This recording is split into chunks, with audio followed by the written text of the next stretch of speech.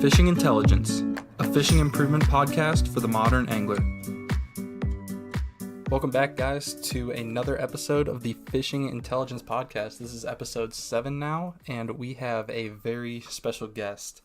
Today's guest is now MLF pro Dave Lefebvre. He's fished FLW, he's fished with the Bass Elites, and just recently made the transition to the MLF Tournament Series. Today we're going to be talking about his transition in Tournament Series. We're going to be talking about his recent KBF kayak fishing win on Lake Erie. And we're also going to be talking about what he's most looking forward to in this coming fishing season. Dave, thanks so much for being on the podcast. You bet, man. So how have things been for you recently? It's obviously been a pretty busy time. Oh yeah. This is everybody thinks this is our off season, which is kind of funny, but no, it's a lot of work. That usually this time of year, and of course with the new tour and Major League Fishing and everything, it's made it 10 times what it normally is. So lots of fun, keeping busy. So talk about the big transition. We heard a couple weeks ago you had your videos announcing that you were making your transition from Bass Elites to MLF. What was that like? What caused you to make that decision? Well, to me, there was a lot of emotions. For a lot of guys, this is a really tough decision for a lot of people. Fortunately for me, it wasn't that big of a deal. I had my tough transition going from FLW to Bass 3 years ago, and that was more emotional. I was leaving families and people that I grew up fishing professionally with. So this move was a lot different for me. I've been waiting for it. I found out when I went to Bass that the grass was not greener on the other side, and I really didn't know what to do next year. So when this opportunity came up, it was a no-brainer, and I like what I heard and what I'm still hearing as far as how we're gonna do things a lot differently, and it's just a real exciting sport, an exciting time, in our sport, and it's something that I wouldn't miss for the world. Yeah, and we've been talking about trying to get you on this podcast for must be almost a week and a half, 2 weeks now, and you've just been meeting after meeting, getting things lined up. So is this just a complete shift in everything that's been, like, every smooth thing that's been going on? Is it just completely shifted and you're having to do 180s for everything, or is it flowing into the new tournament series? It's pretty much the same as always, except for I usually have all my contracts and everything for the following year already done, like a couple of weeks ago. So I scheduled everything for this week thinking that we were going to be done last week. And so everything's late this year, and it just so happens that everything got pushed back a little bit.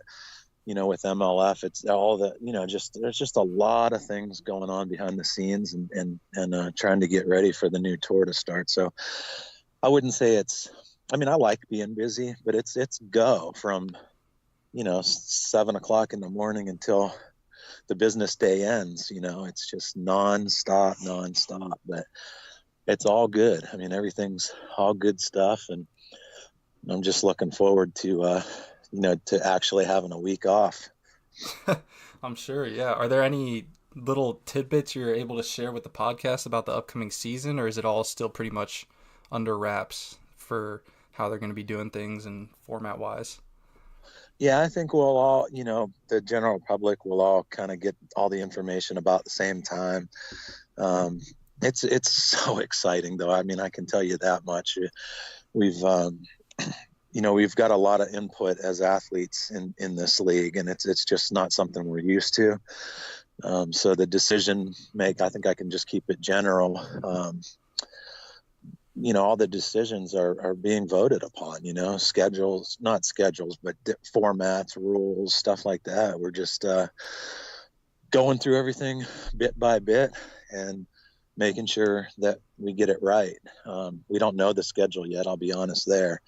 So it's we're all anxiously awaiting. There's lots of little things I think that people don't realize. Like the logos on your jerseys and what we can do and what we can't do and how big things have to be and all that stuff. So we're all on hold right now, just waiting. You can't design wraps, you can't boats, trucks, jerseys, all that stuff is kind of on hold. No, I totally understand. And last time I saw you, we were out filming a little video with the Angler guys, and your truck is wrapless right now. And I was making the joke that it actually looks smaller without a wrap. And I thought my Jeep was parked next to you, and I'm thinking my Jeep actually stands a chance against your truck without a wrap on it. My old truck, I got rid of that one, so I just picked up my new one day before yesterday. Oh, really? And congratulations. yeah, we went up a couple inches on the lift and a couple inches in tire diameter from Dick CPEC. So I'm in trouble. Yeah, I got you beat now. Oh boy, that's awesome though. So they're giving you a lot of say in every little aspect of the tournament. That's something that is interesting to me, because I'm not a big tournament angler. I fished a couple college series tournaments, but to get in the actual spin of things with the tournament pro series is pretty fascinating, that they're giving you guys as much say as possible. Yeah, it's just a neat deal. I mean, we've always been able to voice our opinions and been asked for opinions, but it's more of the acting on what we say part that's been the problem for for my whole career. So I don't know. I just think this has been a real awakening for everybody. And obviously don't wish bad on anybody else. I think, it's pretty much what everybody's saying. This is going to be positive for the sport in general, and we'll just have to wait and see how it all shakes down and how the other tours benefit from this in the long run. So you do think that this will in turn bring benefits to all tournament series? Is that through more of just higher notice to the public, like more people are going to be interested, so therefore there's going to be more people watching bass fishing in general, or how do you see that? Yeah, basically. I mean, you know how everybody responds to Major League Fishing. It's on TV, and people love it. I mean, it's, before I started, I've only been doing that for 3 years, and before I started, people were like, wait till you see how recognized you are from that show versus the Bassmasters or whatever. And, that just goes one in one ear and out the other until you actually stop at a gas station and everybody is talking about it. I mean, you just don't get asked about anything else. That's the way it's been for 3 years. It's Major League. So obviously more people are watching it. It's just an entertaining show. I mean, I like it. I hate fishing shows, but I watch that one. So, they're just doing something right, and it's going to create. I mean, you know how popular like basketball is. My little sixth grade daughter is really heavily into basketball, and everybody plays basketball outside, and everybody plays football, and everybody does all this stuff. And I think this is really going to make bass fishing more mainstream and start, encouraging younger people to start doing it and get more involved. And I mean, it's just going to grow in every aspect, from high school fishing clubs to college and beyond. So I'm anxious to see that happen. And I'm blessed to be able to be a part, like right in the middle of it. I didn't think it would happen until after I retired, Yeah, you're on this cutting edge. Yeah, it's going to be really, really fun to watch. So what are you most excited about in the MLF format style for tournament fishing? I thought you were going to ask me what am I most excited about tonight. I'm excited to go in the house and get warm. I got a house full of kids, so I'm talking to you. I've been on the phone all day, and every time the phone rings, I got to step outside, and it's like freezing out here. What's your question again? I was asking what do you think is going to be most exciting about the upcoming MLF tournament styles? I think right now it's the unknown. Yeah, you know what I mean? Mm-hmm. Like just not knowing. We don't know anything yet. Like, are we going to stick with the 1 pound like Major League has been doing, 1 pound minimum? Is it always going to be the highest number of fish? Are we ever going to call fish out? Are there going to be 2 pound minimums at certain tournaments? How the cuts are going to work? when the 80 guys are going to fish. Are we all fishing against each other? I think it might be split up. We just don't really know. Oh, so like a possibility of some sort of divisions or something along We have those no lines? idea. Yeah. We have no idea. Um, So it's there's a lot being built completely of, from scratch. Yeah. yeah, it is. They know. I mean, the organizers know at this point, but we got to get all these minor little rule details and all this other stuff figured out before I guess they let us know exactly what's going on. We know nothing. We don't know the off limits periods. Bassmasters and FLW are completely different in their rules, and this is going to be a combination of both plus a bunch of new things. So the most exciting part is just the unknown, knowing we're diving in over our heads, just jumping in, and we don't know what to expect. I just think it's exciting. Yeah, it's going to be exciting for the viewers too, because you were saying in a different interview how many people were actually following along on your live stream when you were making the announcement. So there's obviously a massive amount of viewer interest. So I think that's going to be huge for however it starts. It's going to be just so many eyes on the first tournament series. So it's a lot of pressure to get it right, but there's really everyone likes the MLF format, so I don't see it going wrong really. No, me neither. I just that's the part I'm excited about is just being one of the athletes, one of the fishermen. I don't have to really worry about all that stuff right now. Just let them do their thing, and they've got a blueprint that's proven, and really, really targeting a wide demographic of people, and we just going along for the ride. So coming into this first season, are there any specific places that you want to see on the schedule? Like, are you rooting for any spots? I'd like to see Erie, then maybe a second one on Erie, and maybe like a third one on Erie. That would be cool. It's almost like you live on the shore of Lake Erie. That was a dumb question, Jake. Come on. What is this, your first year podcasting? It's only my 7th episode, Dave. You gotta give me a break. Yeah, we're voting for Erie, and maybe like some smaller, since there's only 80 boats, maybe Edinboro, places like Wilhelm, Lake Arthur, Chautauqua, those kind of lakes, Pymatooning. Lakes that you feel really confident on, right? Lakes within 40 miles of my house. Perfect. Yeah, reduce the travel time, get everyone out on the water. Sounds like a good time. All I got to do is lobby all the other 79 guys, and if I can get the majority, then that's what we're doing. Just send a quick text in the chat and see how many dings you get from that. Yeah, I don't know if you're hearing all these dings or not. Are you? Actually, no. Yeah, everything.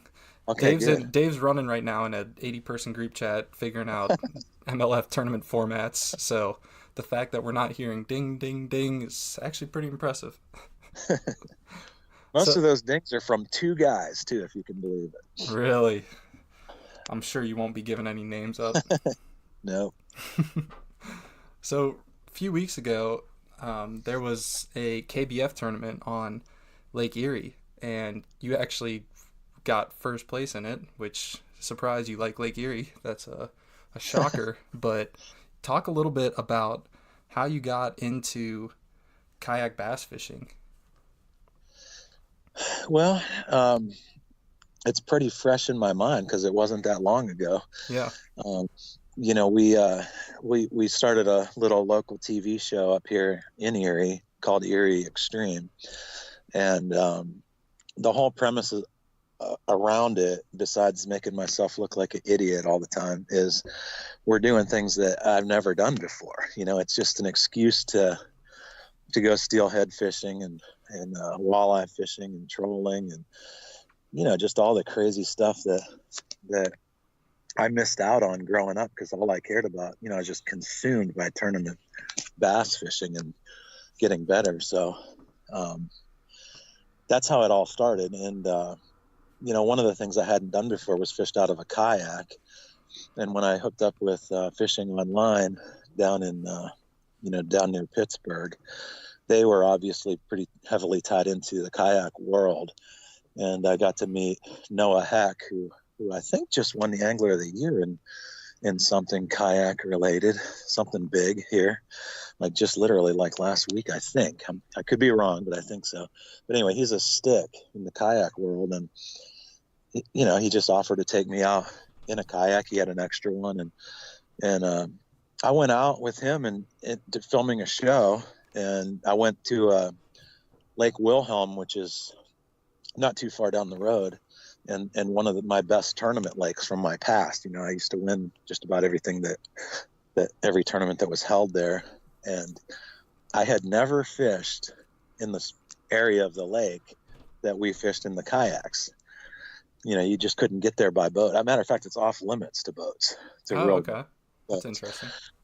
So it was cool. It's another world up there, a big body of water, and just a different place, shallow, stumpy, and just it was crazy. And I just knew right then, wow, all the places that I've seen or bridges I've gone over around here that I would like to explore.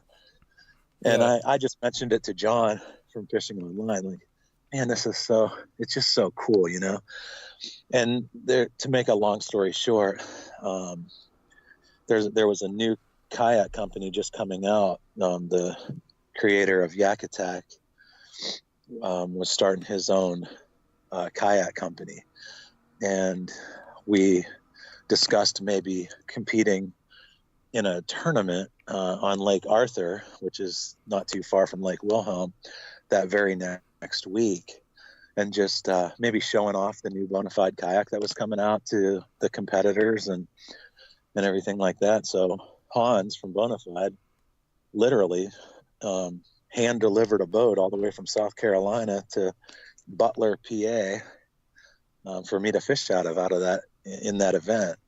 And we filmed another TV show based around that, where I once again made myself look like an idiot.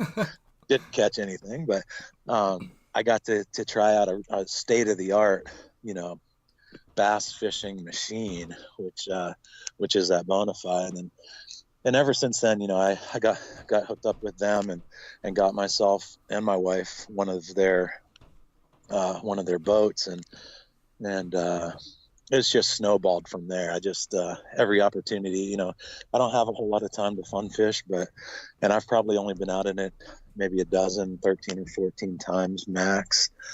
But it's very addicting, and it's something that I want to do more, and not just the fishing out of it, but just the way you can accessorize and do it yourself things, and all the stuff you can do to modify those things is just addicting. The whole kayak world is addicting and a lot of fun.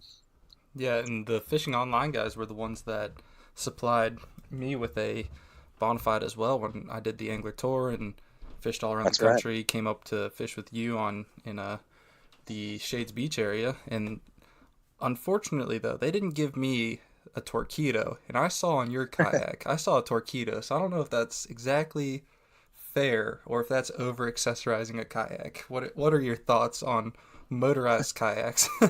if it's within the rules, I'm for it, and the older I get, the probably more I'll like that Torqeedo. Yeah, I would invest in one of those. My first day paddling, not with Noah, we didn't paddle that far on Wilhelm, but at Arthur, me and Hans paddled, from one end of one creek all the way to the back of it. And when I showed him where we were going to be going to fish in that tournament that day, he was like, "Oh, that's a long way. You're going to be sore in the morning." So, I couldn't even get out of bed. My arms weren't just sore either. Like my back, my legs from paddling. Yeah. Just out of shape. So, that's another point about the whole kayak thing is I won't use that Torqeedo every time I go out. I enjoy like paddling around and getting the exercise and stuff. It's a really good outlet for that. But in a tournament or a situation where you're going a long distance or whatever, you can't beat that trolling motor. There's a lot of kayak guys that are, they would do it like the Indians did it. no, that's how they see it, and that's how they want the sport to stay.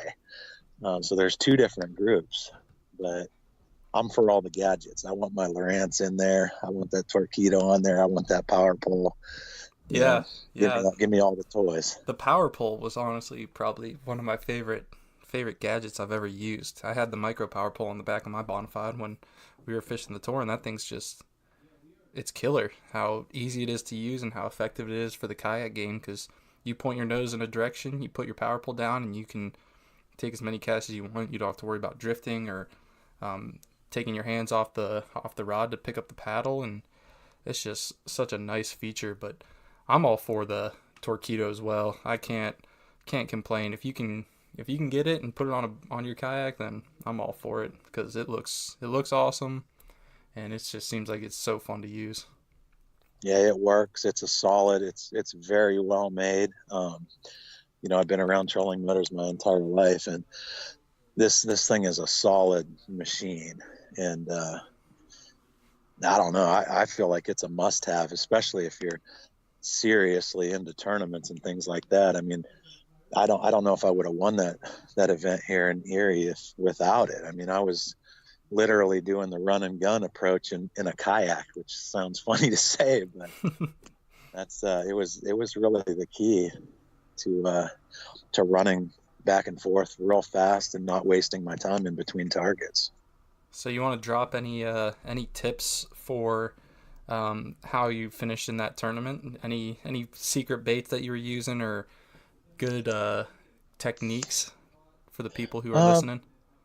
I don't think anybody who knows me in Lake Erie knows I'm synonymous with the shad-shaped worm. I mean, when it gets tough, which it was in that tournament, it was just a fall transition time, and it was scary because it's a 1 week deal where they move from deep to shallow, and they do it really quick, and it happened during the tournament. So if anybody was going to win that tournament, that's when you wanted to have it. It was, but for me, living here, that's the last thing I wanted to happen. I wanted it to be tough, and those fish to be in little tiny schools way out deep and in 60 feet like they were the week before.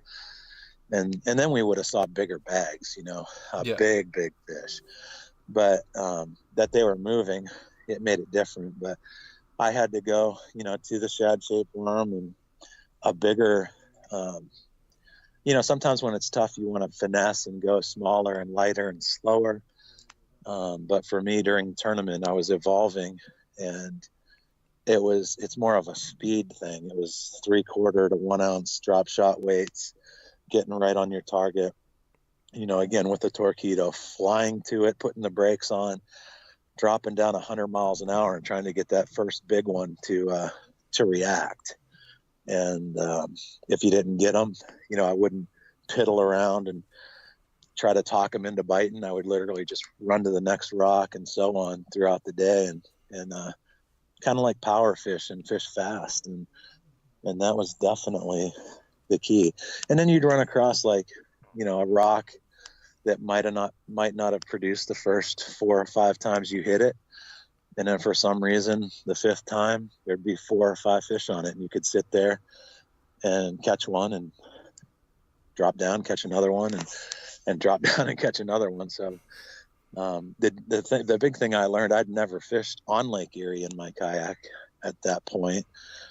And, biggest thing for me was just dealing with the waves and trying to get comfortable.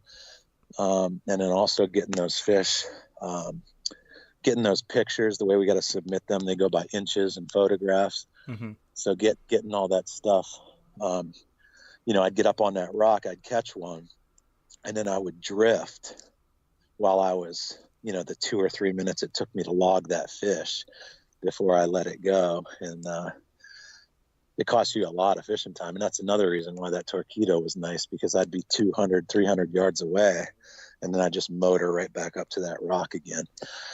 So, yeah. But it also gives your challengers and your competition, especially on day 2. I mean, day 1, I was practically by myself. Day 2, the word got out a little bit. There was 17 kayaks around me at one point. Wow. So when you'd catch one, that's another disadvantage to drifting so far.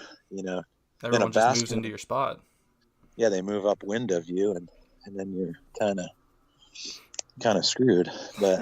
Um, but that's the cool thing about bass boats. You catch one, you know how those smallmouth are. When you catch one, a lot of times you catch three, and they're the right ones. So getting them in the live well and dropping back down instantly is easy.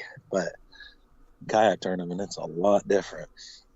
Yeah, and then something that I find cool with kayak fishing is actually using the angler app. So it's like if you don't have the money to get your Lowrance unit or some GPS unit, you can just be using the angler app, have it on your phone running. You catch a fish, you're drifting, you can go back into the phone, see where you caught that fish when you mark it, and put right back on over. And just a super, super easy way. Because I know a lot of the guys that like the angler platform are the kayak guys, and that's why it's just cheap to use, easy, and for the most part, you're keeping your phone out of your pocket, unless of course you have to, log fish in for tournament style. Yeah, I had the angler thing going both days of that tournament, and it's really cool to use. The updates and things that we got coming out soon are going to make it even better. But for guys that don't want to spend the money on like HDS units and the carbons and all those other expensive models as far as GPSs and good sonars, that and this goes along with a lot of other things, but in the ice fishing world, which I'm really into, I might get a month to ice fish. So I'm out there maybe for 30 days or whatever. I might get out there a dozen, 2 dozen times if I'm lucky. And then my ice fishing stuff sits on the shelf or in a closet somewhere, packed away for 11 months out of the year. A lot of this ice fishing stuff I'm finding out crosses right over into the kayak world, which is something, I'm really going to focus on next year. It's like, just letting people know that, man, you can use your Markham flasher, your $200 or $300 ice fishing flasher, out there.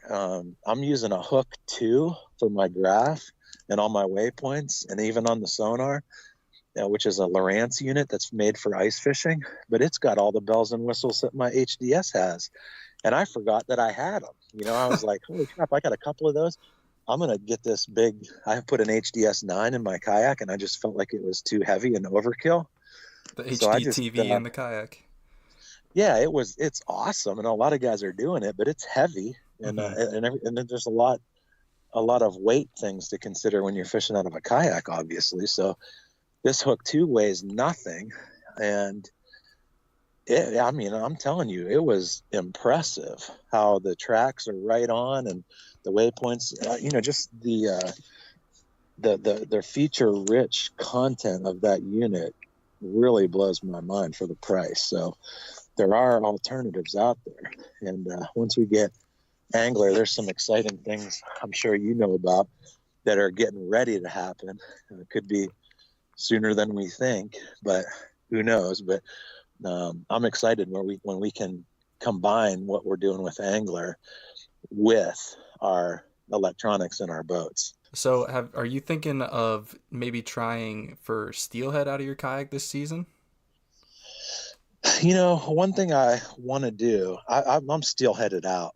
I can already really like a few times. I'm just not I'm not into it. I'm not a huge fan.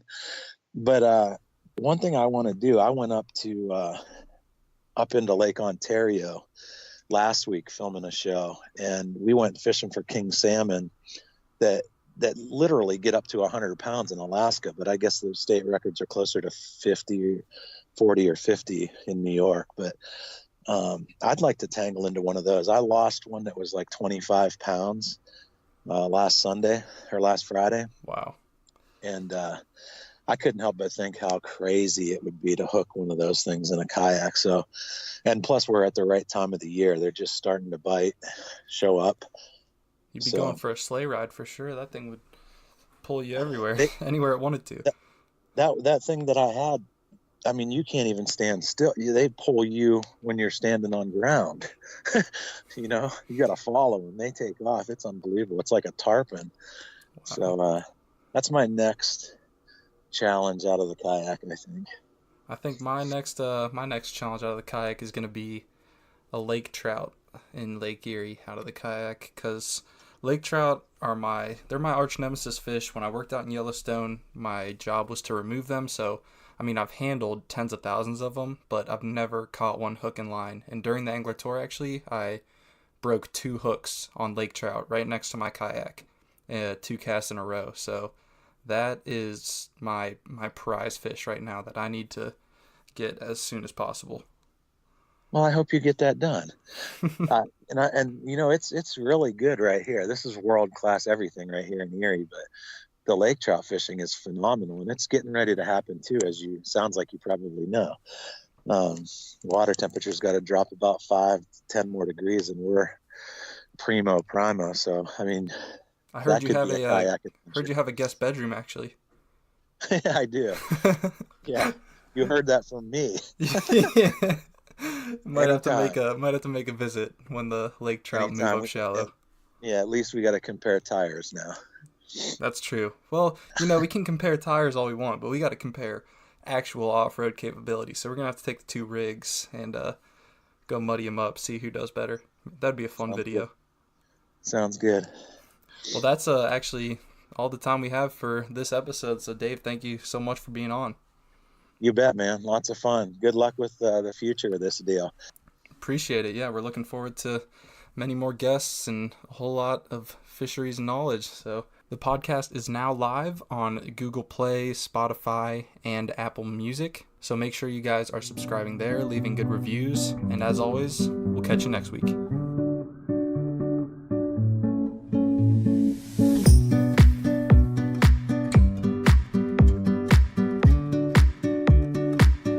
Fishing Intelligence, a fishing improvement podcast for the modern angler.